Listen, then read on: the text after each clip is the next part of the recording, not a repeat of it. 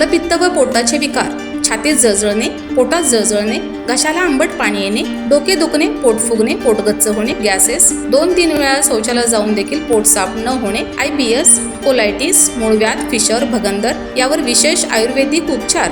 तर आजच संपर्क करा विजयी भव आयुर्वेद, नेवरी तालुका कडेगाव, जिल्हा सांगली.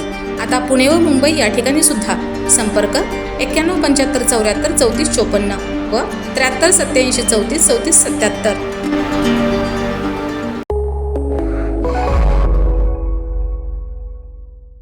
नमस्कार, मी मयुरी आणि आपण पाहत आहात 7 स्टार न्यूज.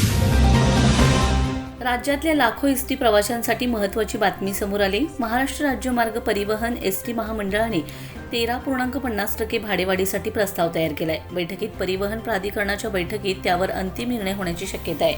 यंदा 15 एप्रिल ते 15 जून या कालावधीत 10% हंगामी भाडेवाढ लागू करण्यात आली होती. त्यानंतर या वाढीला 15 जुलैपर्यंत मुदतवाढ देण्यात आली. ही मुदत आज संपत असल्यामुळे आता नवीन प्रस्तावानुसार एकूण भाडेवाढ 13.50% जाण्याची शक्यता आहे. म्हणजेच सध्या लागू असलेला 10% वाढ होऊ शकते. यावेळी आणखीन एक महत्त्वाचा बदल प्रस्तावित केला आहे. सुट्ट्या पैशांवरून प्रवासी आणि वाहक यांच्यात होणारे वाद टाळण्यासाठी एसटीचं तिकीट 5 रुपयांच्या पटीत ठेवण्याची शिफारस करण्यात आली. त्यामुळे दोघांनाही सुट्ट्या पैशांची अडचण कमी होईल, असा महामंडळाचा दावा आहे. महामंडळाच्या म्हणण्यानुसार कर्मचाऱ्यांच्या वेगवेगळ्या भत्त्यांमध्ये वाढ, डिझेलचे वाढलेले दर, टायर आणि बसच्या सुट्ट्या भागांच्या किमतीत झालेली वाढ यामुळे वाहतूक खर्च मोठ्या प्रमाणात वाढलाय.